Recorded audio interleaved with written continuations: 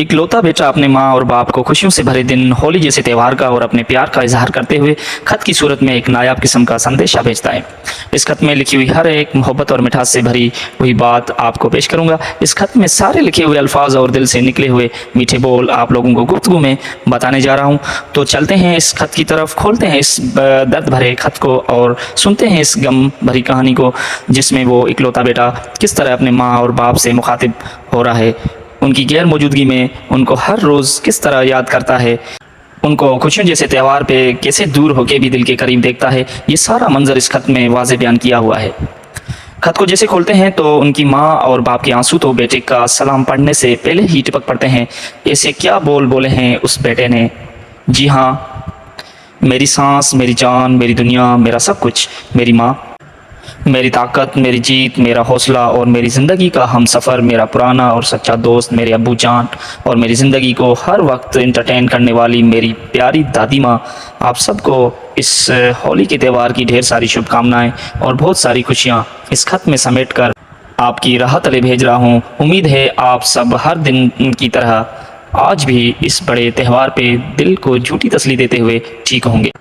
आप दोनों को और आप दोनों के प्यार को, हमारी ज़िंदगी के हर एक बीते हुए लम्हे को, दादी माँ के दिए हुए बेपनाह प्यार को और बताई हुई हर तरह की कहानियों को, मेरी हर चीज़ जैसे बचपन के खिलौने, पुरानी पेंटिंग्स, स्कूल, कॉलेज, यूनिवर्सिटी में हासिल की हुई ट्रॉफ़ीज़ को, मेरे किताबों की छोटी लाइब्रेरी को और तमाम वो अशिया जिनके साथ मेरा दिल का रिश्ता था, उन सब को मेरी तरफ से नेक तमन्नाओं के साथ तहे दिल से इस होली की ढेर सारी शुभकामनाएं और सलाम कबूल हों। धन्यवाद। मेरी ज़िंदगी में 3 लोगों को बड़े दिल से चाहूँगा, हर वक्त हर पल याद करता रहूँगा, जब सांस रही तब तक बेपनाह प्यार, कदर और इज़्ज़त करता रहूँगा। एक वो हस्ती जो मुझे 9 महीने अपने पेट में लेकर वज़न उठाती रही, मुझे नई दुनिया का नज़ारा दिखाने वाली, अपनी नींदें हराम करके मेरी हर तरह से परवरिश करने वाली, हमेशा सीने से लगाकर माथे पे चूम कर प्यार देने वाली, हमेशा की तरह मेरी चिंता रखने वाली, वो सबसे प्यारी, अनोखी और अनमोल मेरी माँ है, जिसका कर्जा मैं ज़िंदगी भर शायद कभी ना उतार सकूं। दूसरी वो हस्ती जो मुझे ज़िंदगी की राह पे मेरी उंगली पकड़कर मुझे चलना सिखाया, ज़िंदगी में जीने के तौर तरीके, उठना बैठना और बातचीत करना सिखाया, मेरी नरम दिल को लोहे जैसा सख्त बनाने वाला, ताकि मैं दुनिया की हर मुश्किलात के आगे पिघल ना सकूं।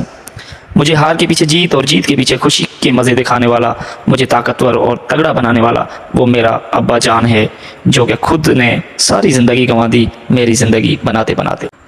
तीसरी वो हस्ती जो मुझे बचपन से लेकर 5 साल तक माँ के बराबर वाला प्यार देने वाली, कभी खुशी तो कभी गम वाली कहानियाँ सुनाने वाली, मेरे अंदर के इंसान को तराशने वाली, मुझे मोहब्बत, इज़्ज़त और सादगी के इल्म का दर्स देने वाली, मेरी ज़िंदगी की बहारों में खुशियों के रंग लाने वाली, मुझे हर तरह की मुसीबत से बचाने वाली मेरी वो दादी माँ हैं, जिन्होंने अपने बुढ़ापे में भी मेरे बचपन को संवारने में कोई कसर नहीं छोड़ी। अगर ये तीनों हस्तियाँ मेरी ज़िंदगी का सारी उम्र ऐसा होती रहेंगी तो शायद मैं खुद को बड़ा खुश नसीब समझूंगा। माँ और बाप उस खत को कुछ देर के लिए बंद करके बड़ा सांस लेकर एक दूसरे को देखकर थोड़ा मुस्कुराते हैं, फिर आस्ता आस्ता रोने लगते हैं। इतने में दादी माँ आकर उनके आंसू उगाती हैं और फिर उनके साथ बैठ जाती हैं। दादी माँ हल्की सी आवाज़ में बात करने लगती है और उन्हें बड़े खुशियों वाले त्यौहार पे खुश रहने का और सब्र करने का मतन देती है। इतने में अब्बू अपना नज़र का चश्मा लगाकर खत को टेबल से उठाकर हाथों से खोलने की कोशिश करता है।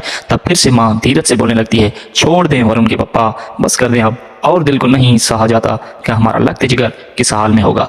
दादी माँ दोनों को सुलझाने की कोशिश करके उनकी उदासी ख़त्म करती है। अब्बा जान एक बार फिर से खत पढ़ने की कोशिश करते हैं।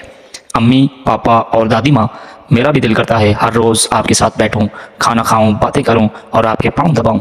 बस क्या करूं, मजबूरन घर छोड़ना पड़ा मेरी पढ़ाई की खातर। आज मैं यहाँ परदेश में खुद को अकेला और अलग महसूस कर रहा हूँ। हर खाने पीने की साफ़ और लजीज चीज़ें हैं, मगर अम्मा के हाथ से बनी हुई वो रोटी, सालन, पकोड़े, जलेबियाँ और पापड़ कहाँ नसीब होंगे। यहाँ मेरे साथ रहने वाले रूममेट्स और मेरे साथ जो पढ़ने वाले क्लासमेट्स और वो तमाम दोस्त साथ तो हैं, पर वो पुराना और सच्चा दोस्त मेरा अब्बा जान भला कहाँ मिल सकेगा, जिन्हें सारे दिन का बोझ बताकर खुद को हल्का महसूस करता हूँ। हर तरह के कई खूबसूरत नज़ारे हर रोज़ यहाँ देखता फिरता हूँ, मगर दादी माँ की गज़ब कहानियों से दिल को सुकून जो मिलता है वो और कहाँ मिल पाएगा। बहरहाल सारी चीज़ें अलग एक तरफ रख कर मेरी माँ का आशीर्वाद, पापा की शाबाश और दादी माँ की मिठास याद करके हर दिन को यादगार बनाता हूँ। पर जब रात को सोता हूँ तब बिस्तर और तकिए दोनों को दादी माँ की गोद समझकर लेट जाता हूँ और कमरे में लगी हुई अम्मी और अबू की तस्वीर देखकर आंखें बंद करके लेटता हूँ तो सच मुझे ऐसा लगता है जैसे मैं घर के आंगन में चारपाई पर बैठकर घर वालों से दिल भरे लम्हे गुजारता हूँ और इस तरह हल्की नींद में आंख लगकर सो जाता हूँ। सुबह सवेरे जब उठकर तैयार होकर कभी नाश्ता किया तो कभी बगैर नाश्ते के, कभी चाय पी तो कभी खाली पेट यूनिवर्सिटी की पॉइंट बस पर पहुंचता हूं और अक्सर करके मैं पॉइंट की खिड़की वाली जगह पे बैठ जाता हूं और जैसे जैसे पॉइंट चलने लगती है, थोड़ा रफ्तार पकड़ लेती है तो ठंडी हवाओं की झोंके मुझे सताने लगते हैं। मैं अपनी आंखें हल्की सी बंद करके दिल ही दिल में घर वालों का विर्द करने लगता हूँ। अचानक में मुझे बड़ी ज़ोर ज़ोर से हिचकी आने लगती है। इतने में पास वाली सीट पर बैठने वाला साथी दोस्त बैग से पानी की बोतल निकाल कर देता है। पानी भी पी लेता हूँ मगर हिचकी थमने का नाम ही नहीं लेती। तब आंखें बंद करके बोलने लगता हूँ, हिचकी रुक जा, अगर मेरी अम्मा याद करे मुझे, हिचकी रुक जा, अम्मा याद करे मुझे। ऐसा 3 मरतबा बोलने से यकीन करें जैसे हिचकी थी ही नहीं थी और बड़ी ज़ोर से पुकारने लगता हूँ, मेरी माँ आप ग्रेट हो, मम्मा आई लव यू। इतने में उसकी अम्मा अब्बा के हाथ से खत छीन लेती है और दिल से लगाकर एक बार फिर से रोने लगती हैं।